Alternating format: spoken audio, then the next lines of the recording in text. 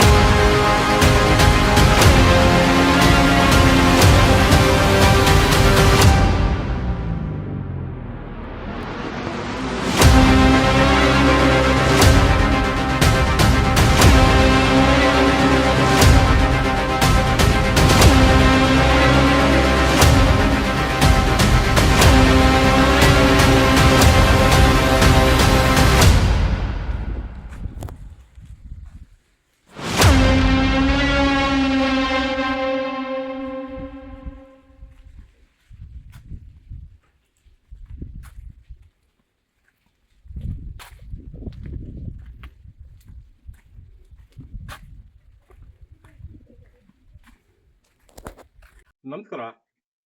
ಇದು Balu smiles YouTube ಚಾನಲ್ನಿಂದ ನಿಮಗೆ ಮೊಹಮ್ಮದ್ ಕಲೀಮುಲ್ಲಾ ಸಾಹೇಬ್ರು ಈಗಾಗಲೇ ಸಾಕಷ್ಟು ಪರಿಚಯ ಆಗಿದ್ದಾರೆ. ಅದ್ಭುತವಾದಂಥ ಇತಿಹಾಸನ ಹೇಳಿದರು. ಒಂದು ಸಂಚಿಕೆಯಲ್ಲಿ ಮಾಚಲ್ಘಟ್ಟ ಅನ್ನೋ ಒಂದು ಗ್ರಾಮಕ್ಕೆ ಬಂದಾಗ ಬಲಿದಾನ ಆತ್ಮ ಬಲಿದಾನ ಅಂದ್ರೆ ಜೋಳದ ಪಾಳಿ ಅಂತ ದೊರೆ ಹತ್ರ ಜೋಳ ಅನ್ನ ಉಂಡಿದೀವಲ್ಲ, ಅದಕ್ಕೆ ನಿಷ್ಠೆಗೆ ಅದೇನಪ್ಪಾ ಅಂದ್ರೆ ದೊರೆ ಸತ್ತಾಗ ನಾನು ಸಾಯ್ತೀನಿ, ದೊರೆಗೆ ಕಾಯಿಲೆ ಬಂದ್ರೆ ಆ ಕಾಯಿಲೆ ವಾಸಿ ಆದ್ರೆ ನಾನು ನನ್ನ ಬಲಿದಾನ ಮಾಡ್ಕೊಳ್ತೀನಿ, ದೊರೆಗೆ ಗಂಡು ಮಗು ಆದ್ರೆ ನಾನು ನನ್ನ ಆತ್ಮ ಬಲಿದಾನ ಮಾಡ್ಕೊಳ್ತೀನಿ ಅಂತ ತಲೆನ ಕತ್ತರಿಸ್ಕೊಂಡ್ ಬಿಡೋರು ಕೊಳ್ತಾನೆ. ಈ ರೀತಿ ಇದನ್ನ ಚೆನ್ನಾಗಿ ನೋಡ್ಬೇಕಾದ್ರೆ ನೀವು ಅಗ್ರಹಾರ ಬಾಚಳ್ಳಿಗೆ ಬನ್ನಿ, ಅದ್ರ ನಾನು ಸಂಪೂರ್ಣ ವಿವರ ಕೊಡ್ತೇನೆ. ಈ ರೀತಿ ಪ್ರಾಣ ತ್ಯಾಗ ಮಾಡ್ಕೊಳ್ಳೋರು ಇದ್ದಾರೆ. ಅಗ್ರಹಾರ ಬಾಚಳ್ಳಿ ಸುಮಾರು 80 ಜನ ಪ್ರಾಣ ತ್ಯಾಗ ಮಾಡ್ಕೊಳ್ಳೋದು. ಅದು ವಿಶೇಷ ಏನಂದ್ರೆ ಅಲ್ಲಿ ಮುಗಿಲ ಕುಲದವರು ಆಳ್ವಿಕೆ ಮಾಡ್ತಾ ಇರ್ತಾರೆ. ಆ ಮುಗಿಲ ಕುಲದವರು ಹೊಯ್ಸಳರ ಎಲ್ಲ ದೊರೆಗಳು ಸಹಜವಾದ ಸಾವು ಸಂಭವಿಸಿದರೂ ಸಹ ಅವರು ತಮ್ಮನ್ನು ತಾವೇ ಗರುಡರಾಗ್ತಾರೆ. ಆವಾಗ ಗರುಡ ಅಂತಾನೆ ಒಂದು ಇದಿತ್ತು, ಏನು ಸೈನ್ಯದಲ್ಲಿ ಒಂದು ವಿಭಾಗ ಇರ್ತದಲ್ಲ, ಆ ರೀತಿ ಒಂದು ತುಕಡಿ. ಗರುಡರು ಏನಪ್ಪಾ ಅಂದ್ರೆ ಬೇರೆ ತುಕಡಿಗೂ ಇದಕ್ಕೂ ದೊರೆ ಸತ್ತೋಗ್ಬಿಟ್ರೆ ಇವ್ರು ಜೀವ ಸಹಿತ ಊರೊಳಗಡೆ ಬರ್ತಾ ಇರ್ಲಿಲ್ಲ. ತಮ್ಮನ್ನೇ ತಾವೇ ತಲೆ ಕತ್ತರಿಸ್ಕೊಂಡು ಏನೋ ಮಾಡ್ಕೊಂಡು ಸತ್ತೋಗ್ಬಿಡೋರು. ನಾವೇನ್ ಮಾಡಕ್ಕಾಗ್ತದೆ, ಅವನು ಎಲ್ಲೋ ಬಾಣ ಬಂದ್ಬಿಡ್ತು ಸತ್ತೋಯ್ತು ಅನ್ನಂಗಿಲ್ಲ. ಅವನು ದೊರೆ ಸತ್ರೆ ಇವರು ಸಹ ಪ್ರಾಣ ಕಳ್ಕೊಂಡು ಸಾಯ್ತಾ ಇದ್ರು. ಅಂಥದ್ದು ಗರುಡರು ಅಂತ ಇದ್ರು, ಗರುಡರು. ಅವ್ರಿಗೆಲ್ಲ ದತ್ತಿ ಕೊಡ್ತಾ ಇದ್ರು. ಅವರು ದೊರೆ ಸ್ವಾಭಾವಿಕ ಸತ್ತಾಗ 7 ದೊರೆಗಳು ಇದು ಹೊಯ್ಸಳರು 7 ಜನ ಸಾಯ್ತಾರೆ. ಮುಗಿಲ್ ವಂಶದವರು, ಅವರ ಹೆಂಡತಿಯರು, ಅವರ ಆಳುಗಳು, ಇವರು ಎಲ್ಲ ಸೇರಿ ಹೆಚ್ಚು ಕಡಿಮೆ 80 ಜನ ಸಾಯ್ತಾರೆ. ಮತ್ತೆ ಅಷ್ಟು ಕಾಲದ್ದು ಹೊಯ್ಸಳರ ವಂಶಾವಳಿದು ಸಂಪೂರ್ಣ ಆ ಕಂಬದ ಮೇಲೆ ಎಲ್ಲ ಬರ್ದಿದ್ದಾರೆ. ಮುಗಿಲ ವಂಶದವರು ಸತ್ತಿದ್ದು. ಇನ್ನೊಮ್ಮೆ ಅಲ್ಲಿ ಹೋಗೋಣ. ಈ ಅಗ್ರಹಾರ ಬಾಚಳ್ಳಿ ಬಗ್ಗೆ ಅಲ್ಲಿ ಹೋದಾಗ ಆ ವಿಷಯ ಹೇಳ್ತೀನಿ ಅಂತ ಹೇಳಿದ್ರು. ಇವತ್ತು ಆ ವಿಷಯದ ತಿಳ್ಕೊಳ್ಳೋದಕ್ಕೆ ಅಂತಲೇ ಕೆ.ಆರ್.ಪೇಟೆ ತಾಲೂಕಿನ ಅಗ್ರಹಾರ ಬಚಳಿಗೆ ಬಂದಿದ್ವಿ. ಇನ್ನೂ ಹೆಚ್ಚಿನ ವಿಷಯಗಳನ್ನ ತಿಳಿಸ್ತಾ ಹೋಗ್ತಾರೆ. ಅದ್ಭುತವಾದಂಥ ಮಾಹಿತಿ ಇವರಲ್ಲಿ ನಮ್ಗೆ ಸಿಗುತ್ತೆ. ಮತ್ತೊಮ್ಮೆ ನಮಗೆ ಸ್ವಾಗತ ಗುರು. ಸೊ ನಾನೀಗ ಕ್ಯಾಮರಾ ಹಿಂದೆ ಇರ್ತೀನಿ, ಅವರೀಗ ಕಂಪ್ಲೀಟ್ ಇಲ್ಲಿದ್ದು ಮಾಹಿತಿ ಏನಿದೆ ಎಲ್ಲನೂ ನಿಮಗೆ ಹೇಳ್ತಾ ಹೋಗ್ತಾರೆ. ಬನ್ನಿ, ಆಸಕ್ತಿಪೂರ್ಣವಾಗಿ ನಾವು ಕೇಳ್ತಾ ಹೋಗೋಣ. ಇಲ್ಲಿ ಗರುಡರಾದವರು ಯಾರು ಅನ್ನೋದನ್ನ ಸ್ವಲ್ಪ ತಿಳ್ಕೊಳ್ಳೋಣ. ಕ್ರಿಸ್ತಶಕ 1098ರಿಂದ 1100ರವರೆಗೆ ಆಳ್ವಿಕೆ ಮಾಡಿದಂತಹ ಹೊಯ್ಸಳ ದೊರೆ ಎರೆಯಂಗ ಅವನು ನಿಧನನಾದಾಗ ಗಂಡನಾರಾಯಣ ಶೆಟ್ಟಿ ಗರುಡನಾಗುತ್ತಾನೆ. ಅವನೊಬ್ಬನೇ ಅಲ್ಲ ಗರುಡನಾಗೋದು, ಆತನ ಪತ್ನಿ ಮಾರವ್ವೆ ನಾಯಕಿ ಸತಿ ಆಗ್ತಾಳೆ. ನೋಡಿ, ಈ ಗಂಡನಾರಾಯಣ ಶೆಟ್ಟಿ ತನ್ನನ್ನು ತಾನೇ ಕತ್ತಿಯಲ್ಲಿ ತಿವಿದುಕೊಂಡು ಸಾಯ್ತಾನೆ. ಯಾವಾಗ ಅಂದರೆ ಹೊಯ್ಸಳ ದೊರೆ ಎರೆಯಂಗ ಸತ್ತಾಗ ಆತನ ಪತ್ನಿ ಮಾರವ್ವೆ ನಾಯಕಿ ಸತಿ ಆಗ್ತಾಳೆ. ಅಂದರೆ ಗಂಡನ ಚಿತೆ ಏರಿ ಇವಳು ಸಹ ಸಹಗಮನ ಮಾಡ್ಕೊಳ್ತಾರೆ. ಅದರ ಜೊತೆಲಿ ಇನ್ನೂ ಏನಂದರೆ 5 ಮಂದಿ ಲೆಂಕರು ಸಹ ಆತ್ಮ ಬಲಿದಾನ ಮಾಡ್ಕೊಳ್ತಾರೆ. ಈ ಲೆಂಕರು ಯಾರಪ್ಪ ಅಂದರೆ ಈ ಗಂಡನಾರಾಯಣ ಶೆಟ್ಟಿ ಇರ್ತಾನಲ್ಲ, ಅವನು ಸತ್ರೆ ನಾವು ಸಾಯ್ತೀವಿ ಅಂತ ಇದನ್ನ ಪ್ರತಿಜ್ಞೆ ಮಾಡಿರ್ತಾರೆ. ಹಾಗಾಗಿ ಅವನ್ನ ಲೆಂಕರು ಅಂತ ಕರೀತಾರೆ. 5 ಮಂದಿ ಲೆಂಕರು ಸಹ ಆ ಸಂದರ್ಭದಲ್ಲಿ ತಾವೇ ಕತ್ತಿಯಲ್ಲಿ ಚುಚ್ಕೊಂಡು ಸಾಯ್ತಾರೆ, ತಿವಿದುಕೊಂಡು ಸಾಯ್ತಾರೆ. ಅದರ ನಂತರ ನಮ್ಮ ಹೊಯ್ಸಳ ದೊರೆ ಬಿಟ್ಟಿದೇವ ವಿಷ್ಣುವರ್ಧನ ನಿಧನನಾದಾಗ ಆ ಗಂಡನಾರಾಯಣ ಶೆಟ್ಟಿಯ ಮಗ ಹೊಯ್ಸಳ ಶೆಟ್ಟಿ ಅನ್ನೋನು ಗರುಡನಾಗ್ತಾನೆ. ಮೊದಲು ನೋಡಿ, ಎರೆಯಂಗ ಸತ್ತಾಗ ಗಂಡನಾರಾಯಣ ಶೆಟ್ಟಿ ಸತ್ತ. ಈಗ ವಿಷ್ಣುವರ್ಧನ ಸತ್ತಾಗ ಅವನ ಮಗ ಹೊಯ್ಸಳ ಶೆಟ್ಟಿ ಗರುಡನಾಗ್ತಾನೆ. ಆತನ ಪತ್ನಿ ಮಾಚವ್ಯ ನಾಯಕಿ ಸಹ ಸಹಗಮನ ಮಾಡ್ಕೊಳ್ತಾಳೆ, ಗಂಡ ಹೆಂಡತಿ ಇಬ್ಬರು.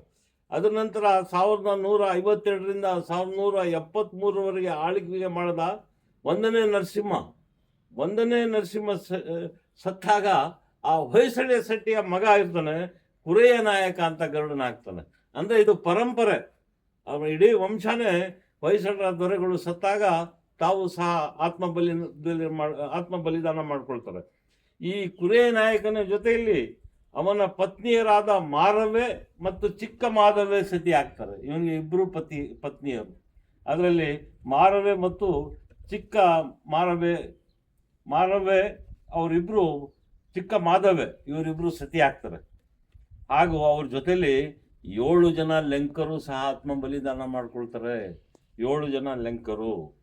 ಅದರ ನಂತರ 1173ರಿಂದ 1220ರವರೆಗೆ ಆಳ್ವಿಕೆ ಮಾಡಿದ್ನಲ್ಲ 2ನೇ ನರಸಿಂಹ, ಅವನು ಮಾಡಿದಾಗ ಲಕ್ಕೆಯ ನಾಯಕನ ಮಗ ಕುರೆಯ ನಾಯಕ ಗರುಡನಾಗ್ತಾನೆ. ಈ ಪರಂಪರೆ ಹೇಗೆ ಬಂದಿದೆ ನೋಡಿ. ಕುರೆಯ ನಾಯಕ ಗರುಡನಾಗ್ತಾನೆ. ಈತನೊಡನೆ ಇವನ ಪತ್ನಿಯರಾದ ಮಾರವ್ವೆ ನಾಯಕಿ ಹಾಗೂ ಚಿಕ್ಕ ಮಾಧವ್ಯ ನಾಯಕಿಯರು ಸತಿಯಾಗುತ್ತಾರೆ. ಇಲ್ಲೊಂದು ಅನೇಕ ಜನ ಪತ್ನಿಯರು ಇರ್ತಾರೆ. ಅದರಲ್ಲಿ ಏನು ಮಾಡ್ತಾರೆ ಅಂದರೆ, ಯಾರಿಗಾದ್ರೂ ಪುಟ್ಟ ಮಗು ಇದ್ದರೆ ಅವರ ಹಿರಿಯ ರಾಣಿಯರು ಹೇಳ್ತಾರೆ, ನಿನಗೆ ಪುಟ್ಟ ಮಗು ಇದೆ, ನೀನು ಸತಿ ಆಗೋದು ಬೇಡ, ನಾವು ಸತಿ ಆಗ್ತೀವಿ, ನೀನು ಮಗುನ ಪಾಲಿಸ್ಕೊಂಡು ಇರು ಅಂತಾರೆ. ನೋಡಿ ಎಷ್ಟು ದೊಡ್ಡ ಗುಣ ಇದೆ. ಮತ್ತು ಯಾರಾದರೂ ಗರ್ಭಿಣಿ ಮಹಿಳೆಯರಿದ್ದರೆ ಅವರು ಸಹ ಸತಿ ಆಗ್ತಾ ಇರಲಿಲ್ಲ. ಈ ಸಂದರ್ಭದಲ್ಲಿ ಅವರು ಸಹ ಹೇಳ್ತಾ ಇದ್ರು, ನಿನ್ನ ಹೊಟ್ಟೆಯಲ್ಲಿ ಒಂದು ಮಗು ಇದೆ, ನೀನು ಯಾಕೆ ಸತಿ ಆಗ್ತೀಯಾ, ನಾವು ಆಗ್ತೀವಿ ಅಂತ ಹೇಳ್ತಾ ಇದ್ರು. ಅಂತಹ ಸಂಪ್ರದಾಯ ಇತ್ತು. ಈಗ ಸವತಿಯರು ಅಂದರೆ ಅವ್ರದ್ದೇ ಜಗಳನೇ, ಅದು ದೊಡ್ಡ ಕಥೆನೇ ಆಗಿರುತ್ತೆ. ಹೀಗೆ ಅದರ ನಂತರ 6ನೇದಾಗಿ ಕ್ರಿಸ್ತಶಕ 1235ರಿಂದ 1253ರವರೆಗೆ ಆಳ್ವಿಕೆ ಮಾಡ್ತಾನಲ್ಲ ಸೋಮೇಶ್ವರ, ಅವನು ಸತ್ತಾಗ ಇವರೆಲ್ಲ ಸ್ವಾಭಾವಿಕ ಸಾವು ಇವ್ರದೆಲ್ಲ ದೊರೆಗಳದು. ಶಿವೆಯ ನಾಯಕನ ಮಗ ಲಕ್ಕೆಯ ನಾಯಕ ಗರುಡನಾಗ್ತಾನೆ. ಈತನೊಡನೆ ಇವನ ಪತ್ನಿ ಗಂಗಾದೇವಿ ಸತಿಯಾಗುತ್ತಾಳೆ ಮತ್ತು 5 ಜನ ಲೆಂಕರು ಸಹ ಬಲಿ ಆಗ್ತಾರೆ. ಅದರ ನಂತರ 7ನೇದಾಗಿ ಕ್ರಿಸ್ತಶಕ 1253ರಿಂದ 1292ರವರೆಗೆ ಆಳ್ವಿಕೆ ಮಾಡ್ತಾನಲ್ಲ ಮೂರನೇ ನರಸಿಂಹ, ಇವನು ಸತ್ತಾಗ ಕನ್ನೆಯ ನಾಯಕನ ಮಗ ರಂಗೆಯ ನಾಯಕ ಅನ್ನೋನು ಗರುಡನಾಗ್ತಾನೆ. ಇವನೊಡನೆ ಇವನ ಪತ್ನಿಯರಾದ ಕೇತವ್ವೆ ಹೊನ್ನವೆ ಮತ್ತು ಮಾಚವ್ಯ ನಾಯಕಿಯರು 3 ಜನ ಪತ್ನಿಯರು, 3 ಜನನು ಸಹ ಅವರು ಸತಿಯಾಗ್ತಾರೆ. ಹಾಗೂ ಇವರೊಡನೆ 10 ಮಂದಿ ಲಂಕತಿಯರು ಹಾಗೂ 21 ಮಂದಿ ಲಂಕರು ಆತ್ಮಾರ್ಪಣೆ ಮಾಡ್ಕೊಳ್ತಾರೆ. ಇವರೇ ಲಂಕರೇ ಮತ್ತು ಲಂಕತಿಯರಿದ್ರಲ್ಲ, 10 ಮಂದಿ ಲಂಕತಿಯರು ಅವರು ಮಹಿಳೆಯರು ಹಾಗೂ 21 ಮಂದಿ ಲಂಕರು ಆತ್ಮಾರ್ಪಣೆ ಮಾಡ್ಕೊಳ್ತಾರೆ. ಈ ರೀತಿ ಇಲ್ಲಿಯ ಇತಿಹಾಸ ಇರ್ತದೆ. ಗರುಡರು ಇದರಲ್ಲಿ ಏನಾಗುತ್ತೆ ಅಂದರೆ, ಈ ದೃಶ್ಯ ನೋಡಿ, ಶಾಸನದಲ್ಲಿ ಒಂದು ಮಾತು ಬರೀತಾನೆ ಏನಂದರೆ, ಗರುಡನ ಹೊಯ್ಲಿ ಮುಯ್ಯಗಿದ್ದು ಸುರ್ಕಿ ಸಹಸ್ರ ಫಣಾಧರಂ ವಸುಂಧರೆ ಎಡ್ಗಳು ಹೋದವನೇ ಅಂತಾನೆ. ಈ ದೃಶ್ಯವನ್ನು ನೋಡೋಕ್ಕಾಗ್ದೇ ಗರುಡರು ಇದನ್ನ ಆತ್ಮ ಬಲಿದಾನ ಮಾಡಿಕೊಂಡ್ರಲ್ಲ, ಈ ದೃಶ್ಯ ನೋಡೋಕ್ಕಾಗದೆ 1000 ಇದು ಏನು ಫಣಿ ಏನು ಹೇಳ್ತಾರೆ ಅದಕ್ಕೆ, ಫಣೇಂದ್ರ ಭೂಮಿ ಒಳಗಡೆ ಹೊರಟೋಗ್ಬಿಟ್ಲಂತೆ, ಔತ್ಕೊಂಡ್ಬಿಟ್ಲಂತೆ. 1000 ಹೆಡೆಯ ಫಣೇಂದ್ರ ಈ ದೃಶ್ಯವನ್ನು ನೋಡೋಕ್ಕಾಗ್ದೇ ಅವನು ಭೂಮಿಯಲ್ಲಿ ಹೋಗಿ ಅಡಗಿ ಕುಳಿತುಕೊಂಡ್ಬಿಟ್ಟಂತೆ. ಎಂಥ ಘನಘೋರವಾದ್ದು ಇದೆ. ಇನ್ನೊಂದು, ಇವರು ಬೇರೆಯವ್ರ ಕೈಲಿ ತಲೆ ಕತ್ತಿಸ್ಕೊಂಡ್ರಲ್ಲ, ಅವ್ರು ನೋಡಿದ್ರೆ ಏನು ತಪಸ್ ಮಾಡ್ತಾ ಇದ್ದಾನೋ ಏನೋ ಅಂತ ಆ ಥರ ಕಾಣ್ತಾ ಇದ್ರಂತೆ. ಸ್ವಲ್ಪವೂ ಮಿಸ್ಕಾಡದೆ ಇದ್ದ ಹಾಗೆ ಅವರು ಏನು ಮಿಸ್ಕಾಡದೆ ಹಾಕಿ ಕೂತಿರ್ತಿದ್ರಂತೆ. ಅದನ್ನು ನೋಡಿದ್ರೆ ಎಲ್ಲೋ ಇವನು ತಪಸ್ ಮಾಡ್ತಾ ಇದ್ದಾನೋ ಅನ್ನೋ ಹಾಗೆ ಅದು ಕಾಣ್ತಾ ಇದ್ರಂತೆ, ಆ ರೀತಿ ಕಾಣ್ತಾ ಇದ್ರಂತೆ. ಹೀಗೆ ಇದೆ. ಇಲ್ಲಿ ಇನ್ನೊಂದು ವೀರಗಲ್ಲು ಭಾಳ ಅದ್ಭುತವಾಗಿದೆ. ಮಂಟಪದಲ್ಲಿ ಒಂದು ವೀರಗಲ್ಲಿದೆ, ಬೊಬ್ಬೆಯ ನಾಯಕನ ವೀರಗಲ್ಲು ಅಂತ. ಇಡೀ ಯುದ್ಧದ ಸನ್ನಿವೇಶ ಅದನ್ನು ನಾವು ಗಮನಿಸ್ಬೋದು. ಅದೇನೆಂದರೆ, ಈ ಸಂಕಮ ದೇವನೊಡನೆ ಹೋರಾಡಿ ಸತ್ತ ಮಹಾಸಾಮಂತ ಬೊಬ್ಬೆಯ ನಾಯಕನ ವೀರಗಲ್ಲಿದು. ಬೊಬ್ಬೆಯ ನಾಯಕ ಹೊಯ್ಸಳ 2ನೇ ಬಲ್ಲಾಳನ ಸಾಮಂತನಾಗಿದ್ದು, ಈತನಿಗೆ ದೊರೆಯು ರಣವೀಳೆಯನ್ನು ಕೊಟ್ಟು ಹೋರಾಡಲು ಬೀಳ್ಕೊಡುತ್ತಾನೆ. ಯುದ್ಧ ಮಾಡುವಂಥ ರಣವೀಳೆ ಕೊಡ್ತಾನೆ ಅವನಿಗೆ. ದೊರೆ ಕೊಟ್ಟಾಗ ಅದನ್ನು ಸಂತೋಷವಾಗಿ ಬೊಬ್ಬೆಯ ನಾಯಕ ಅದನ್ನು ಪಡೆದು ಹೋರಾಡ್ತಾನೆ. ತುಂಬ ಜನರನ್ನು ಆ ಯುದ್ಧದ ರಕ್ತದ ಕೋಡಿ ಹರಿಯುತ್ತಂತೆ. ಎಂಥ ರಕ್ತದ ಕೋಡಿ ಹರಿತಾ ಇತ್ತು ಅಂದರೆ, ಅದರಲ್ಲಿ ಶತ್ರು ಸೈನಿಕರ ರುಂಡಗಳು ತೇಲ್ಕೊಂಡು ಹೋಗ್ತಾ ಇತ್ತಂತೆ. ಹೊಳೆಯ ರೀತಿ ರಕ್ತ ಹರಿತಂತೆ. ಶಾಸನದಲ್ಲಿ ಆ ರೀತಿ ಇದೆ. ಆದರೂ ಸಹ ಆತ ಆ ಯುದ್ಧದಲ್ಲಿ ಸಾವನ್ನಪ್ತಾನೆ. ಅವನ ಒಂದು ಇದನ್ನು ಸಹ, ವೀರಗಲ್ಲನ್ನು ಸಹ ನಾವು ಕಾಣ್ಬೋದಾಗಿದೆ. ಇವಿಷ್ಟು ಇಲ್ಲಿಯ ಇತಿಹಾಸ. ಇದನ್ನು ಒಂದೊಂದೇ ವೀರಗಲ್ಲುಗಳನ್ನು ಈಗ ನೋಡ್ಕೊಂಡು ಹೋಗೋಣ.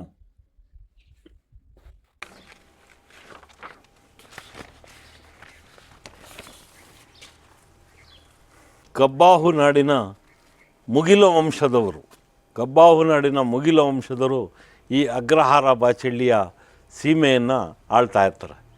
ಈ ಮುಗಿಲ ವಂಶದ ಈ ಕಬ್ಬಾಹು ನಾಡು ಅಂದರೆ ಈಗಿನ ಕೃಷ್ಣರಾಜಪೇಟೆ ತಾಲೂಕು, ನಾಗಮಂಗಲ ಹಾಗೂ ಚನ್ನರಾಯಪಟ್ಟಣ ತಾಲೂಕನ್ನು ಒಳಗೊಂಡಿತ್ತು. ಹೊಯ್ಸಳರ ಸಾಮಂತರು ಇಲ್ಲಿರುವ ಎಲ್ಲರೂ ಸಹ, ಕೆಲವರೆಲ್ಲ ಗರುಡರಾಗಿದ್ದರೆ ಅನೇಕ ಜನ ಯುದ್ಧದಲ್ಲಿ ಪ್ರಾಣಾರ್ಪಣೆ ಮಾಡ್ಕೊಂಡಿದ್ದಾರೆ, ವೀರ ಮರಣ ಹೊಂದಿದ್ದಾರೆ. ಅವರ ವೀರಗಲ್ಲುಗಳು ಭಾಳಷ್ಟು ವೀರಗಲ್ಲುಗಳಿದೆ. ಇದರಲ್ಲಿ ಶಾಸನೋಕ್ತ ವೀರಗಲ್ಲು 3 ಇರೋದು ಈ ಜಾಗದಲ್ಲಿ. ಈ ಶಾಸನ ಇಲ್ಲದೆ ಇರೋವು ಭಾಳಷ್ಟಿದೆ. ನೋಡಿ, ಇದು ಒಂದು ಯುದ್ಧದ ವೀರಗಲ್ಲು. ಯುದ್ಧದಲ್ಲಿ ಪ್ರಾಣ ಕಳ್ಕೊಂಡಿದ್ದ ವೀರನ ನೆನಪಿಗೆ ನೆಟ್ಟಿರುವಂಥ ಕಲ್ಲು. ನಮಗೆ ಈ ಪಟ್ಟಿಕೆಯಿಂದ ವೀರ ಯಾಕೆ ಸತ್ತ ಅನ್ನೋದು ನಮಗೆ ಗೊತ್ತಾಗುತ್ತೆ. ಇಲ್ಲಿ ಯುದ್ಧದ ಸನ್ನಿವೇಶ ಇರೋದರಿಂದ ಇದು ಯಾವುದೋ ಒಂದು ಯುದ್ಧದಲ್ಲಿ ಆತ ಸತ್ತಿದ್ದಾನೆ ಅನ್ನೋದು ನಮಗೆ ತಿಳಿಯುತ್ತೆ. ಸತ್ತ ವೀರ ಯಾರು ಅಂದರೆ, ಈತ ಸತ್ತ ವೀರ. ಇವನಿಗೆ ದೇವಲೋಕಕ್ಕೆ ಅಪ್ಸರೆಯರು ಕರ್ಕೊಂಡು ಹೋಗ್ತಾ ಇದ್ದಾರೆ. ನೋಡಿ, ವೀರ ತಾನೇ ಇವನು. ಹಾಗಾಗಿ ಅಪ್ಸರೆಯರು ದೇವಲೋಕಕ್ಕೆ ಕರ್ಕೊಂಡು ಹೋಗ್ತಾ ಇದ್ದಾರೆ. ಇದು ದೇವಲೋಕದ ಸನ್ನಿವೇಶ ಇದೆ. ಇಲ್ಲಿ ಈಶ್ವರ ಲಿಂಗ ಇದೆ ಮತ್ತು ಒಬ್ಬ ಪೂಜೆ ಮಾಡ್ತಾ ಇದ್ದಾನೆ. ಸತ್ತ ವ್ಯಕ್ತಿ ಇಲ್ಲಿ ಪೀಠದ ಮೇಲೆ ಕುಳಿತುಕೊಂಡಿದ್ದಾನೆ. ಇವನ ಹೆಸರು ಸೂರ್ಯ ಚಂದ್ರ ಇರೋರಿಗೂ ಶಾಶ್ವತವಾಗಿ ಇರಬೇಕು ಅನ್ನೋದೇ ಇದರ ಉದ್ದೇಶ. ಇದೊಂದು ಯಾವುದೇ ಶಾಸನ ಇಲ್ಲದಂಥ ಒಂದು ವೀರಗಲ್ಲು. ಇದರ ನಂತರ ಇಲ್ಲಿ ಅನೇಕ ನಾಗರ ಕಲ್ಲುಗಳನ್ನು ಪ್ರತಿಷ್ಠಾಪನೆ ಮಾಡಿದ್ದಾರೆ. ಮತ್ತು ಇನ್ನೊಂದು ವೀರಗಲ್ಲು ಇಲ್ಲಿದೆ. ಆದರೆ ಅಕ್ಷರಗಳೆಲ್ಲ ಸೋದೋಗಿದೆ. ಇದು ಸಹ ಎಪಿಗ್ರಾಫಿಯಾದಲ್ಲಿ ರೆಕಾರ್ಡ್ ಆಗಿಲ್ಲ. ಇದು ಸಹ ಯುದ್ಧದ ಸಂದರ್ಭದಲ್ಲಿ ಪ್ರಾಣಾರ್ಪಣೆ ಮಾಡಿಕೊಂಡಂತಹ ವೀರ ಮರಣ ಹೊಂದಿದ ವೀರನ ನೆನಪಿಗೆ ನೆಟ್ಟಂಥ ಒಂದು ವೀರಗಲ್ಲಾಗಿದೆ. ಪುಷ್ಪಕ ವಿಮಾನದಲ್ಲಿ ಇದು ಯುದ್ಧದ ಯುದ್ಧದ ಸನ್ನಿವೇಶನೇ. ಇದು ಯುದ್ಧದ ಸನ್ನಿವೇಶ. ಇದು ಸನ್ನಿವೇಶ ನೋಡಿ, ಗುರಾಣಿಯಿಂದ ಹೊಡಿತಾ ಇದ್ದಾನೆ ಇವನು. ಬರ್ಜಿಯಲ್ಲಿ ಹೊಡಿತಾ ಇದ್ದಾನೆ. ಬರ್ಜಿಯಲ್ಲಿ ಹೊಡಿತಾ ಇದ್ದಾನೆ ಇವನು, ತಿವಿತಾ ಇದ್ದಾನೆ. ಬಹುಶಃ ಸತ್ತ ವ್ಯಕ್ತಿ ಈತನೇ ಆಗಿರ್ಬೋದು. ಯಾಕಂದ್ರೆ ಚುಚ್ತಾ ಇದ್ದಾನಲ್ಲ, ಈತ ಸತ್ತ ವ್ಯಕ್ತಿ. ಪುಷ್ಪಕ ವಿಮಾನ ಇದು. ಪುಷ್ಪಕ ವಿಮಾನದಲ್ಲಿ ದೇವಲೋಕಕ್ಕೆ ಕರ್ಕೊಂಡು ಹೋಗ್ತಾ ಇರುವಂಥ ಸನ್ನಿವೇಶ ಇದು. ಇಲ್ಲೂ ಸಹ ಸೂರ್ಯ, ಚಂದ್ರ, ಈಶ್ವರ ಲಿಂಗ ಪ್ರತಿಯೊಂದನ್ನು ನಾವು ಸೂರ್ಯ ಮತ್ತೆ ಚಂದ್ರ. ಇದು ಕೈಲಾಸ ವಾಸಿಯಾದ ಶಿವಲಿಂಗ. ಇಲ್ಲಿ ನಂದಿ ಎಲ್ಲ ಇದೆ. ಸತ್ತ ವ್ಯಕ್ತಿ ಬಹುಶಃ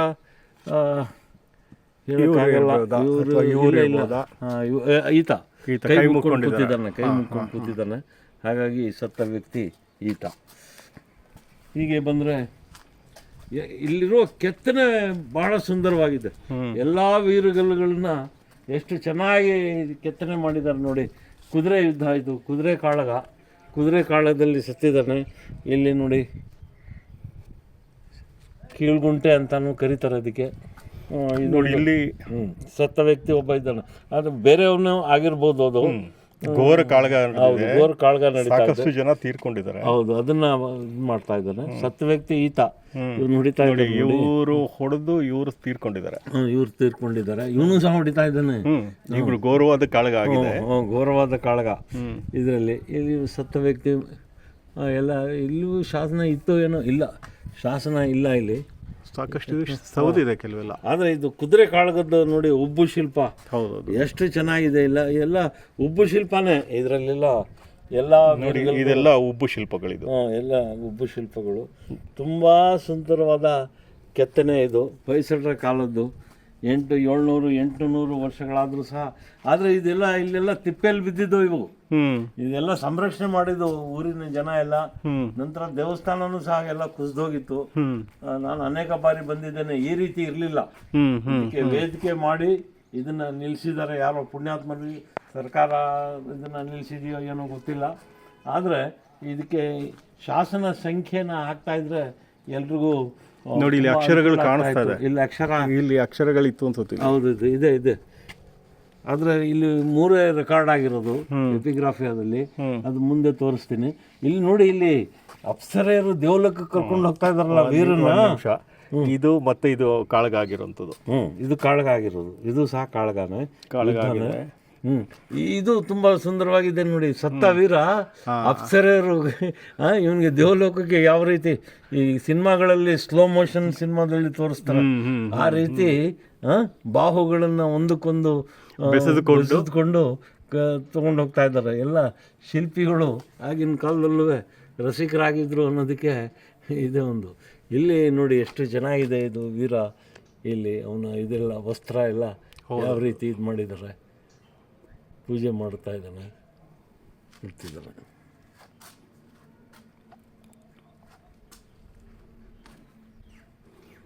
ನೋಡಿ, ಇದು ವೀರನನ್ನ ಅಪ್ಸರೆಯರು ದೇವಲೋಕಕ್ಕೆ ಕೈಲಾಸಕ್ಕೆ ಅವನ 2 ಕೈಗಳನ್ನು ಬಳಸ್ಕೊಂಡು ಪ್ರೀತಿಪೂರ್ವಕವಾಗಿ, ಗೌರವಪೂರ್ವಕವಾಗಿ ಅವನ್ನ ಕರ್ಕೊಂಡು ಹೋಗ್ತಾ ಇದ್ದಾರೆ. ಆಕಾಶದಲ್ಲಿ ಕಲ್ಪನೆ ಮಾಡ್ಕೊಳ್ಳಿ, ಆಕಾಶದಲ್ಲಿ ಹೋಗ್ತಾ ಇರೋದು ಅಪ್ಸರೆಯರು ಬಂದು. ಇಲ್ಲಿ ನೋಡಿ, ಇಲ್ಲಿ ಆಗ ಆನೆಗಳನ್ನು ಸಹ ಬಳಸ್ತಾ ಇದ್ರು ಯುದ್ಧಕ್ಕೆ ಅನ್ನೋದಕ್ಕೆ ಇದೇ ಸಾಕ್ಷಿಯಾಗಿದೆ. ನೋಡಿ, ಇಲ್ಲಿ ಕುದುರೆಗಳಿದೆ, ಇಲ್ಲಿ ಆನೆಗಳಿದೆ. ಆನೆ ಮೇಲೆ ಕುಳಿತು ಇವರು ಹೋಗ್ತಾಯಿದ್ರು, ಯುದ್ಧಕ್ಕೆ ಹೋಗ್ತಾಯಿದ್ರು ಅನ್ನೋದು ಇದು ಸಹ ಎಲ್ಲ ವೀರಗಳ ಥರನೇ ಇದೆ. ಇದೆಲ್ಲ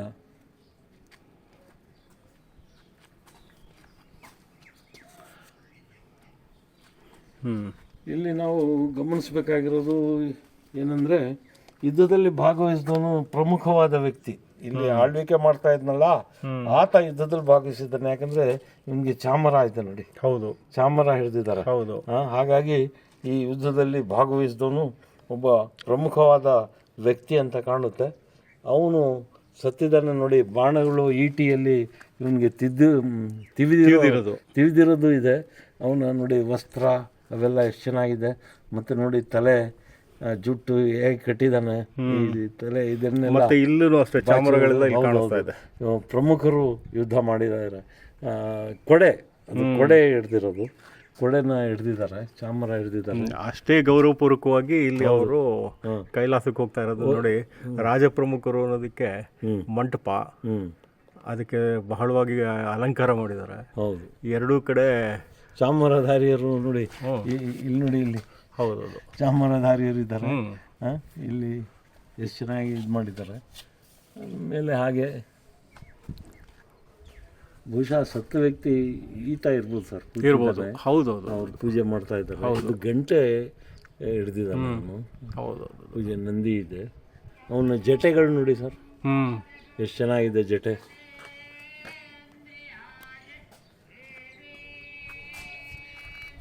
ಇದು ತುಂಬ ಚೆನ್ನಾಗಿದೆ ಸರ್ ಈ ಕೆತ್ತನೆ.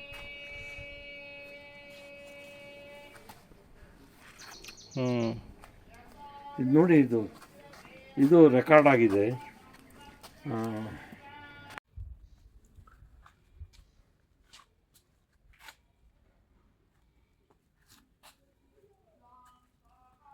ಈ ಗ್ರಾಮದ ಮೇಲೆ ಇದು ಎಪಿಗ್ರಾಫಿಯಾ ಕರ್ನಾಟಕದ ಕೃಷ್ಣರಾಜಪೇಟೆಯ 79ನೇ ಶಾಸನ ಇದು. ಇದು ರೆಕಾರ್ಡ್ ಆಗಿದೆ. ಇಲ್ಲಿರುವ ಶಾಸನದ ಸಾಲುಗಳಿಂದಾಗಿ ನಾನು ಅದನ್ನು 79ನೇ ಶಾಸನ ಅಂತ ತಿಳ್ಕೊಂಡಿದ್ದೀನಿ. ಏನಪ್ಪ ಇದು ಅಂದರೆ, ಈ ಬಾಚಹಳ್ಳಿಯ ಮೇಲೆ, ಅಂದರೆ ಈ ಅಗ್ರಹಾರ ಬಾಚಹಳ್ಳಿಯ ಮೇಲೆ ಕನ್ನಯ್ಯ ನಾಯಕ ಅನ್ನೋನು ದಾಳಿ ಮಾಡ್ತಾನೆ. ಈ ಒಂದು ಶಾಸನ, ಈ ಒಂದು ಶಾಸನ ಕನ್ನಯ್ಯ ನಾಯಕ ಅನ್ನೋನು ದಾಳಿ ಮಾಡಿದಾಗ ಇಲ್ಲಿ ಪಟ್ಟಣ ಸ್ವಾಮಿ ಇರ್ತಾನೆ. ಪಟ್ಟಣ ಸ್ವಾಮಿ ಅದು ಒಂದು ಹುದ್ದೆ, ಅದು ಆ ಪಟ್ಟಣವನ್ನು ನೋಡ್ಕೊಳ್ಳುವಂಥವನು, ಅವನಿಗೆ ಪಟ್ಟಣ ಸ್ವಾಮಿ ಅಂತ ಕರಿತಾ ಇದ್ವು. ಆ ಪಟ್ಟಣ ಸ್ವಾಮಿ ಅದು ಹೆಸರಲ್ಲ, ಅದು ಹುದ್ದೆ. ಅದು ಪಟ್ಟಣ ಸ್ವಾಮಿ ಆ ಊರ ಮೇಲೆ ಹೋರಾಡಿ ಅವನು ವೀರಮರಣ ಹೊಂದುತ್ತಾನೆ. ಇಲ್ಲೊಂದು ಸ್ವಾರಸ್ಯಕರವಾದ ವಿಷಯ ಏನಪ್ಪ ಅಂದರೆ, ಪಟ್ಟಣ ಸ್ವಾಮಿ ವೀರಮರಣ ಹೊಂದಾಗ ಅವನ ಹೆಸರು ಮಲೆಯ ಅಂತ, ಪಟ್ಟಣ ಸ್ವಾಮಿ ಮಲೆಯ ಅಂತ, ಆತನ ಹೆಸರು, ವೀರನ ಹೆಸರು ಮಲೆಯ ಅಂತ. ಈ ಮಲೆಯನ ಅಕ್ಕ ಈ ವೀರಗಲ್ಲನ್ನು ಪ್ರತಿಷ್ಠಾಪಿಸ್ತಾಳೆ ನೋಡಿ. ತಮ್ಮ ಸತ್ತಾಗ ಅವಳ ಅಕ್ಕ ಈ ವೀರಗಲ್ಲನ್ನು ಪ್ರತಿಷ್ಠಾಪಿಸ್ತಾಳೆ. ಅಂದರೆ ಒಟ್ಟಾರೆ ವಿಷಯ, ಈ ಅಗ್ರಹಾರ ಬಾಚಹಳ್ಳಿಯ ಮೇಲೆ ಕನ್ನಯ್ಯ ನಾಯಕ ಅನ್ನೋನು ಯುದ್ಧ ಮಾಡಿದಾಗ ಅವನೊಡನೆ ಹೋರಾಡಿ ಮಲೆಯ ಅನ್ನೋನು ವೀರಮರಣ ಹೊಂದುತ್ತಾನೆ. ಅವನ ನೆನಪಿನ ವೀರಗಲ್ಲು ನೋಡಿ. ಎಲ್ಲ ಯುದ್ಧದ ಸನ್ನಿವೇಶಗಳು ಯಾವ ರೀತಿ ಇದೆ ಗಮನಿಸ್ಬೋದು. ಕುದುರೆ ಯುದ್ಧದ ಸಂಪೂರ್ಣ ಇದನ್ನು ಇದು ಮಾಡಿದ್ದಾರೆ. ಈತನ ಒಬ್ಬ ಪ್ರಸಿದ್ಧ ವ್ಯಕ್ತಿ. ಹಾಗಾಗಿ ಇದನ್ನು ನೋಡಿ ಎಷ್ಟು ಚೆನ್ನಾಗಿ ಪೀಠ ಇದೆ. ಇದೆಲ್ಲ ಅಪ್ಸರೆಯರೆಲ್ಲ ಹೇಗಿದ್ದಾರೆ ಎಂಬುದೆಲ್ಲ ಅದೆಲ್ಲ ಇದು ಮಲೆಯನ ವೀರಗಲ್ಲು, ಪಟ್ಟಣ ಸ್ವಾಮಿ ಮಲೆಯನ ವೀರಗಲ್ಲು.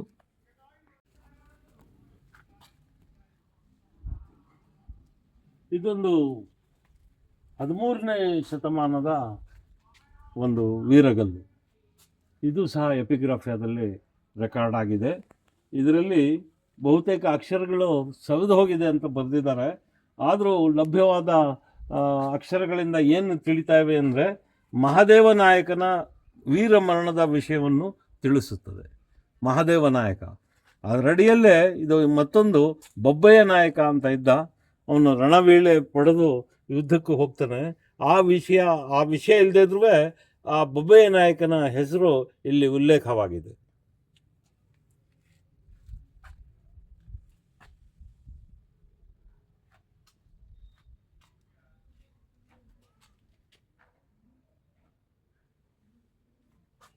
ಸೊ ಇಲ್ಲಿ ಅಕ್ಷರಗಳು ಬರ್ಕೊಂಡ್ಬರ್ತಾ ಇದೆ. ಬರ್ತಾ ಇದೆ, ಆದರೆ ಸವೆದು ಹೋಗಿದೆ ಅಂತ ಇದೆ ಇಲ್ಲಿ ಇರುವಂಥ ಶಾಸನಗಳು.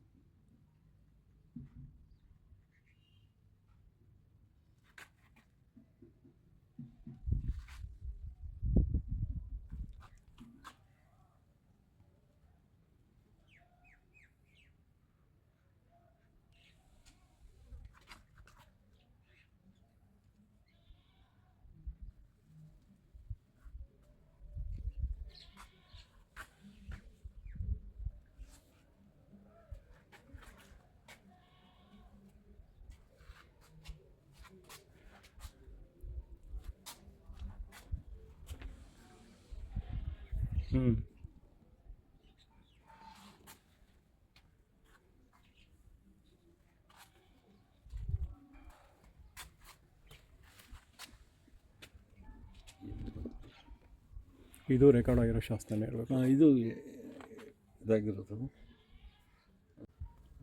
ಇದು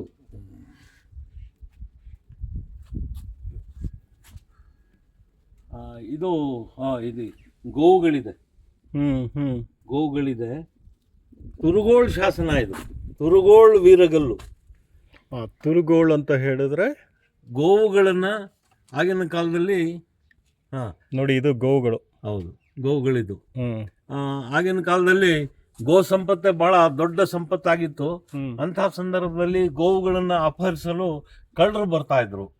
ಮತ್ತೆ ಯುದ್ಧ ಸಾರೋದಕ್ಕೆ ಏನಾದ್ರೂ ಒಂದು ನೆಪ ಬೇಕಾಗಿತ್ತಲ್ಲ. ನಮ್ಮಲ್ಲೂ ಈಗಲೂ ಪತ್ರಿಕೆಯಲ್ಲಿ ಬರ್ತಾ ಇರ್ತದೆ, ಗಡಿಯಲ್ಲಿ ಗುಂಡಿನ ಚಕಮಕಿ ಅಂತ. ಯುದ್ಧ ಪ್ರಾರಂಭ ಮಾಡೋದಕ್ಕೆ ಏನಾದ್ರೂ ಖ್ಯಾತೆ ತೆಗಿತಾರಲ್ಲ, ಹಾಗೆ ಗೋವುಗಳನ್ನ ಅಪಹರಿಸ್ತಾ ಇದ್ರು. ಇದನ್ನು ಸಹ ನಾವು ಮಹಾಭಾರತದಲ್ಲಿ ನಾವು ಇದನ್ನ ನೋಡ್ತೇವೆ, ವಿರಾಟ ಪರ್ವದಲ್ಲಿ. ಇಲ್ಲಿ ಒಂದು ವಿಶೇಷತೆ ಇದೆ ನೋಡಿ. ಈ ಗೋವುಗಳ ಮುಖ ಈ ಕಡೆ ಇದೆ. ಗೋವುಗಳ ಮುಖ ಈ ಕಡೆ ಇರೋದ್ರಿಂದ ಏನಂದ್ರೆ ವೀರ ಹೋಗಿದ್ದಾನೆ, ಆಗಿದೆ, ವೀರ ಹೋಗಿದ್ದಾನೆ, ಆ ಅಪಹರಿಸಿದಂತ ಗೋವುಗಳನ್ನ ಬಿಡಿಸ್ಕೊಂಡು ಬಂದಿದ್ದಾನೆ. ಆದ್ರೆ ತನಗಾದ ಗಾಯದಿಂದ ಆತ ಸತ್ತೋಗಿದ್ದಾನೆ. ಈ ಗೋವುಗಳ ಮುಖ ಈ ಕಡೆ ಹೀಗಿದ್ರೆ ಅವನು ಗೋವುಗಳನ್ನ ಬಿಡಿಸ್ಕೊಳಕ್ ಆಗ್ಲಿಲ್ಲ, ಅವನ ಕೈಲಿ ಸಾಧ್ಯ ಆಗ್ಲಿಲ್ಲ, ಆಗ್ಲೇ ಅವನು ಸತ್ತೋಗಿದ್ದಾನೆ ಅಂತ. ಆದ್ರೆ ಇದರಲ್ಲಿ ಈ ಕಡೆ ಮುಖ ಇರೋದ್ರಿಂದ ಗೋವುಗಳದು, ಆತ ಗೋವುಗಳನ್ನ ಬಿಡಿಸಿದಾನೆ. ಆದ್ರೆ ತನಗಾದ ಗಾಯಗಳಿಂದಾಗಿ ಆತ ಸತ್ತೋಗಿದ್ದಾನೆ ಅನ್ನೋ ವಿಷಯ ನಾವು ತಿಳ್ಕೊಬಹುದು. ಇಲ್ಲಿ ನೋಡಿ, ಇಲ್ಲಿ ಇದು ಸನ್ನಿವೇಶವನ್ನ ಯಾರೋ ನೋಡ್ತಾ ಇದ್ದಾರೆ. ಈ ಅಮ್ಮ ಮಗುನ ಹೊತ್ಕೊಂಡಿದ್ದಾಳೆ, ಇನ್ನೊಂದು ಮಗು, ಪುಟ್ಟ ಮಗು ಇಲ್ಲಿ ನಿಂತಿದೆ. ಇದೇನೋ ಇವರು ಧ್ವಜ ಎಲ್ಲ ಇಟ್ಕೊಂಡಿದ್ದಾರೆ. ಈ ಇದ್ದದ್ದು ಸನ್ನಿವೇಶ ಬಹಳ ಅದ್ಭುತವಾಗಿ ಇಲ್ಲಿ ಮಾಡಿದ್ದಾರೆ. ಕುದುರೆ ಬಹುಶಃ ಗಾಯ ಆಗಿ ಅದು ಬಿದ್ದೋಗಿದೆ ಅಂತ ಕಾಣುತ್ತೆ. ಇವನು ತಿವಿತಾ ಇದ್ದಾನೆ. ಇಲ್ಲಿ ನೋಡಿ ಗುರಾಣಿ ಎಷ್ಟು ಚೆನ್ನಾಗಿದೆ. ಗುರಾಣಿ ಹಿಡಿದಿರೋ ಬೆರಳುಗಳು, ಇಲ್ಲಿ ಬೆರಳುಗಳಿದೆ ನೋಡಿ. ಕುದುರೆದು ಕಾಲು, ಹೌದು, ಒಂದು ಕಾಲು ಅಲ್ಲಿದೆ, ಕುದುರೆ ಕಾಲು ಇವನಿಗೆ ಇದು ಹೋಗ್ತಾ ಇದೆ. ಹೌದು, ಗುರಾಣಿಯಿಂದ ತಳ್ತಿದ್ದಾನೆ. ಜೊತೆಗೆ ಇಲ್ಲಿ ಬರ್ಜಿಯಿಂದ ಇನ್ನೊಬ್ಬ ಬರ್ಜಿನೂ ಸಹಿತ, ಕುದುರೆ ಕಾಲು ಮತ್ತೆ ಬರ್ಜಿ ಎರಡನ್ನೂ ಸಹಿತ ಈ ಗುರಾಣಿಯಿಂದ ತಡ್ಕೊಂಡು ನೋಡಿ. ಇದು ಇನ್ನೊಂದು ಇದರಲ್ಲಿ ಇದಕ್ಕೆ, ಹೌದು, ಕುದುರೆಗೆ ಅವನು ತಿವಿತಾ ಇದ್ದಾನೆ. ಬಹುಶಃ ಇವನ್ ಕುದುರೆಯಿಂದ ಬಿದ್ದ್ಬಿಟ್ಟಿದ್ದಾನೆ ಅಂತ ಕಾಣುತ್ತೆ. ಹೌದೌದು, ವೀರ ಬಿದ್ದ್ಬಿಟ್ಟಿದ್ದಾನೆ. ಕುದುರೆ ಕೆಳಗಡೆ ಇದೆ, ಇದಾಗಿದೆ, ಬಿಟ್ಟಿದ್ದಾನೆ. ಇಲ್ಲೂ ಸಹ ಗುರಾಣಿಗಳೆಲ್ಲ ಇದೆ. ಇಲ್ಲಿ ನೋಡಿ, ಬಾಲ ಇಲ್ಲಿ ಜಾಗ ಸಾಲಿಲ್ವಲ್ಲ, ಏನ್ ಮಾಡ್ದ, ಬಾಲ ಮೇಲೆ ಎತ್ಬಿಟ್ಟ. ಶಿಲ್ಪಿ ನೋಡಿ, ಬಾಲ್ಮನ್ನ ಮೇಲೆ ಎತ್ಬಿಟ್ಟಿದ್ದಾನೆ.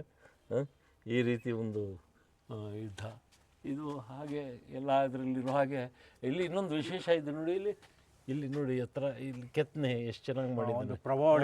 ಪ್ರಭಾವಳಿ ತರ ಕೆತ್ತನೆ ಮಾಡಿದ್ದಾರೆ. ಅಂದ್ರೆ ಇವರು ರಾಜಪ್ರಮುಖರು ನೋಡಿ, ವಾದ್ಯದೊಡನೆ ಹೋಗ್ತಾ ಇದ್ದಾನೆ. ಹೌದೌದು, ಅವರಿಗೆ ಸಕಲ ಮರ್ಯಾದೆಗಳನ್ನ, ರಾಜ ಮರ್ಯಾದೆಯೊಡನೆ ನೋಡಿ ಅವರನ್ನ ಕೈಲಾಸಕ್ಕೆ ದೃಶ್ಯ ಹೋಗ್ತಾ ಇದ್ದಾರೆ. ಇವನ್ ನೋಡಿ, ಅವರ ಚಾಮರಗಳು ಹೌದು ಬೀಸ್ತಾ ಇದ್ದಾರೆ. ಒಂದು ಮಂಟಪ ಇದೆ, ಜೊತೆಗೆ ಸಕಲ ವಾದ್ಯಗಳು ಗೌರವ ಸಮೇತ ಅವ್ರನ್ನ ಕೈಲಾಸಕ್ಕೆ ಕರ್ಕೊಂಡು ಹೋಗ್ತಾ ಇದ್ದಾರೆ. ಸೂರ್ಯ ಚಂದ್ರ ನೋಡಿ ಸರ್, ಚಂದ್ರ ನೋಡಿ, ಸೂರ್ಯ ಚಂದ್ರ ಇರೋ ತನಕನು ಶಾಶ್ವತವಾಗಿರ್ಲಿ ಅಂತ. ಮತ್ತೆ ಲಿಂಗ ನೋಡಿ, ಹೌದು, ಈಶ್ವರ ಲಿಂಗ. ಅದಕ್ಕೆ ಒಂದು ಇದು ಇದೆ ಮೇಲೆ, ಸಹಿತ ಒಂದು ಶಿವಲಿಂಗಕ್ಕೂ ಸಹಿತ ಒಂದು ಗೌರವಪೂರ್ವಕವಾಗಿ ಒಂದು ಛತ್ರ ಚಾಮರ ಎಲ್ಲ ಕೊಟ್ಟಿದ್ದಾರೆ ಅದನ್ನು. ಹೌದು,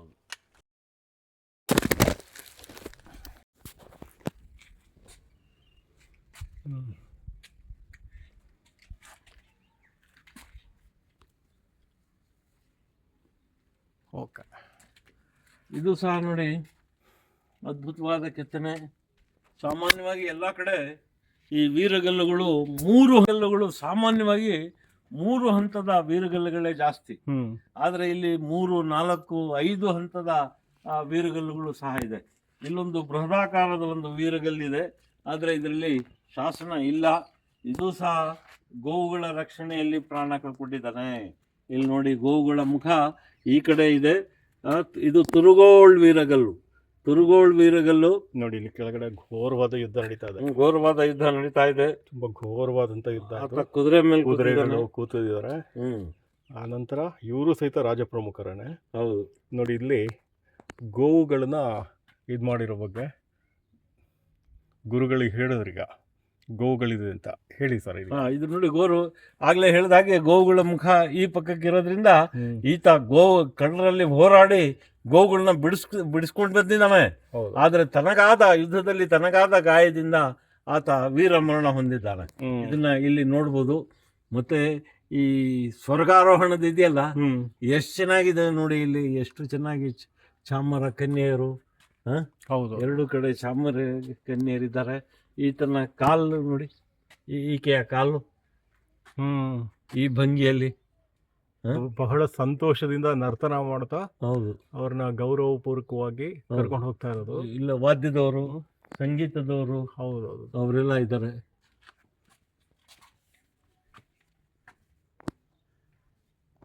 ಇಲ್ಲೂ ಅಷ್ಟೇ ಶಿವಲಿಂಗಕ್ಕೆ ಅದಕ್ಕೆ ಜೈನ ಇದರಲ್ಲಿ ಮುಕ್ಕೊಡೆ ಅಂತಾರಲ್ಲ, ಅದೇ ರೀತಿ ಕೊಡೆ ಇದೆ. ಮೇಲೆ ಒಂದು ಕೊಡೆ ಇದೆ. ಸೂರ್ಯನಿಗಿಂತ ಚಂದ್ರ ಬಹಳ ದೊಡ್ಡವನು, ಆ ಥರ ಕೆತ್ತನೆ ಮಾಡಿದ್ದಾರೆ. ಇಲ್ಲಿ ತುರುಗೋಳ್ ಬೀರಗಲ್ಲುಗಳೇ ಜಾಸ್ತಿ ಇದೆ. ಹೌದೌದು, ಇಲ್ಲಿ ಒಂದು ತುರುಗೋಳ್ ಬೀರಗಲ್ಲೆ ಗಲ್ಲು. ಇಲ್ಲಿ ಗೋವುಗಳ ಜೊತೆಲಿ ಎಮ್ಮೆನೂ ಇದೆ. ಬರೀ ಹಸುಗಳೆಲ್ಲ, ಹಸು ಎತ್ತುಗಳೆಲ್ಲ, ಎಮ್ಮೆನೂ ಸಹ ವಿಶೇಷವಾಗಿ ಇಲ್ಲಿ ಕಂಡರಿಸಿದ್ದಾನೆ ಶಿಲ್ಪಿ. ನೋಡಿ, ಇದು ನಾವು ನೋಡಿದಂಥ 5ನೇ ಶಾಸನ. ಇದು ವೀರಗಲ್ಲು. ಇದು ಇಲ್ಲೂ ಸಹಿತ ತುರುಗೋಳ್ ವೀರಗಲ್ಲು. ತುರುಗೋಳ್ ಅಂತ ಹೇಳಿದ್ರೆ ಇಲ್ಲಿ ಆ ಊರಿಗೆ ಸೇರಿದಂಥ ಜಾನುವಾರುಗಳನ್ನ, ದನಗಳು ಮತ್ತು ಹಸುಗಳನ್ನ ಏನಿರುತ್ತೆ ಅವುಗಳನ್ನ ಅಪಹರಿಸ್ಬೇಕಾದ್ರೆ ಘೋರವಾದ ಯುದ್ಧ ಆಗಿರುವಂಥದ್ದು.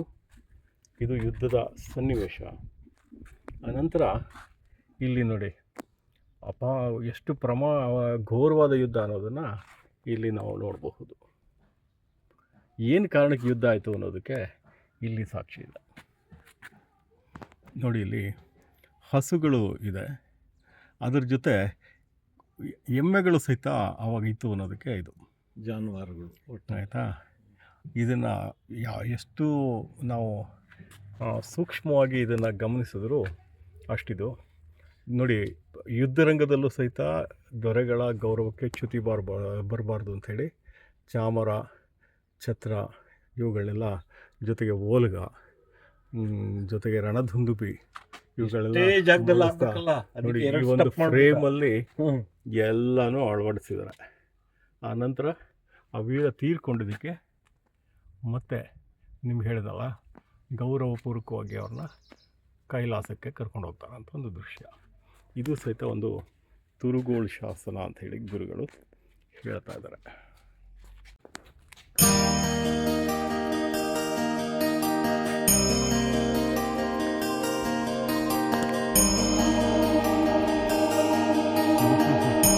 ನೋಡಿ, ಇಲ್ಲೊಂದು ಅದ್ಭುತವಾದಿದೆ.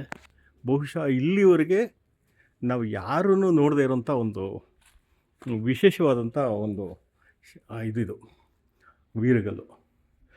ನೀವೆಲ್ಲರೂ ನೋಡಿದ್ದೀರಾ, ವೀರಗಲ್ಲಿಗೆ ಒಂದು ದೊಡ್ಡ ಮಂಟಪ ಕಟ್ಟಿಸಿ ಆ ಮಂಟಪದಲ್ಲಿ ಒಂದು ವೀರಗಲ್ಲನ್ನ ಪ್ರತಿಷ್ಠಾಪನೆ. ಇದನ್ನು ವೀರ ಮಂಟಪ ಅಂತಾರೆ. ವೀರ ಮಂಟಪ ಯಾಕಪ್ಪ ಮಂಟಪ? ಸತ್ತ ವೀರ ಯಾರು ಅಂತ ನೋಡಿದ್ರೆ ಈ ಮುಗಿಲ ವಂಶದ ದೊರೆಗಳು ಏನಿದ್ರು ಆತ್ಮಾರ್ಪಣೆ ಮಾಡ್ಕೊಂಡ್ರಲ್ಲ, ಆ ವಂಶದವನೇ ಈತ. ಸಂಕಮ ದೇವರನೊಡನೆ ಹೋರಾಡ್ತಾ ಮಹಾಸಮಂತ ಬೊಬ್ಬಯ್ಯ ನಾಯಕ ಅವನು ಸಾಯ್ತಾನೆ, ವೀರ ಮರಣ ಹೊಂದ್ತಾನೆ. ವೀರಗುಡಿ ಅಂತ ಕೇಳ್ತಾರೆ.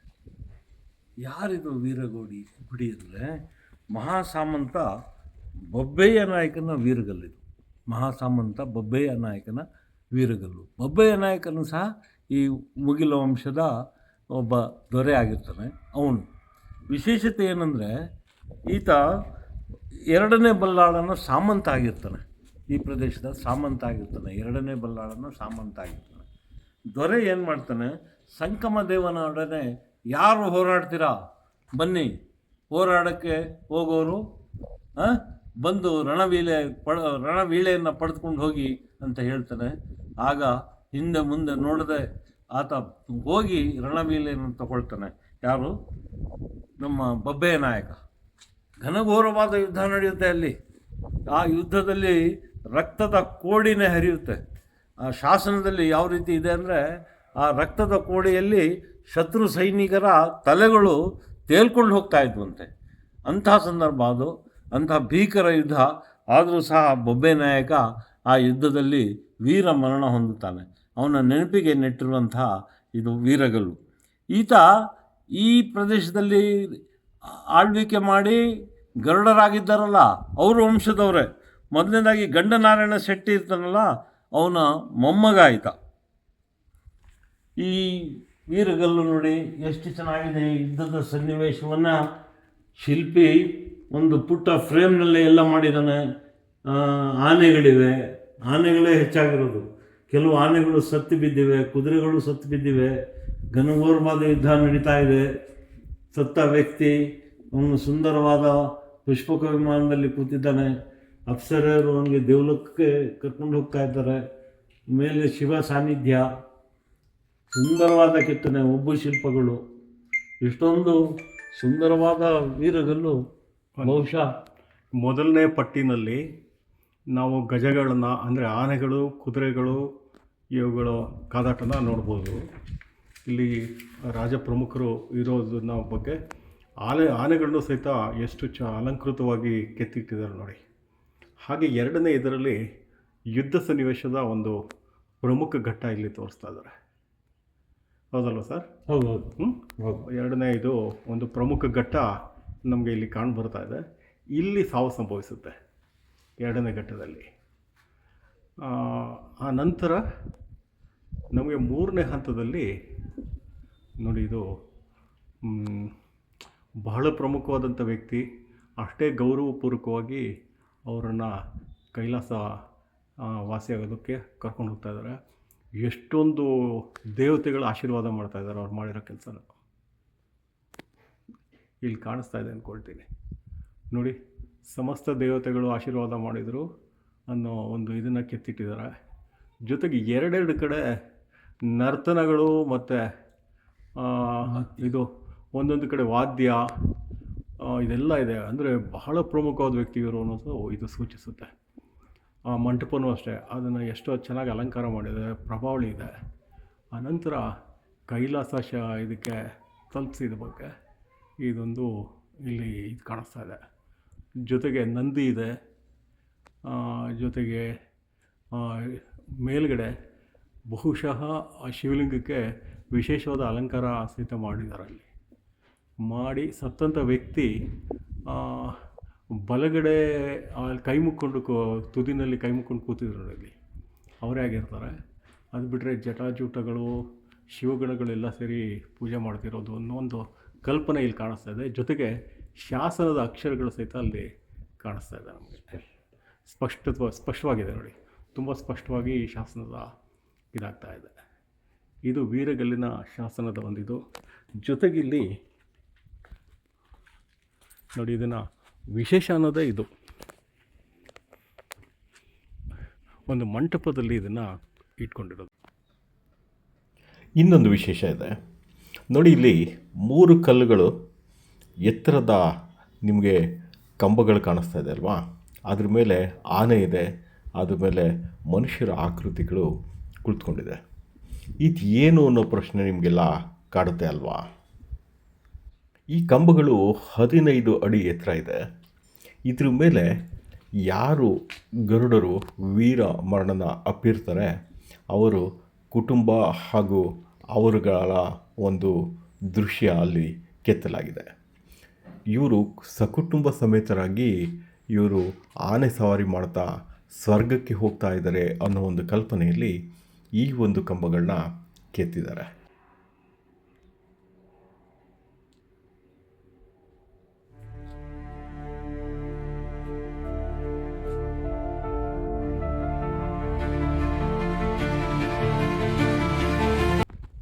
ಅಗ್ರಹಾರ ಬಾಚಳಿಯ ಇತಿಹಾಸವನ್ನು ಶ್ರೀಯುತ ಕಲಿಮುಲ್ಲಾ ಅವರು ಬಹಳ ಚೆನ್ನಾಗಿ ಪ್ರಸ್ತುತಪಡಿಸಿದ್ದಾರೆ.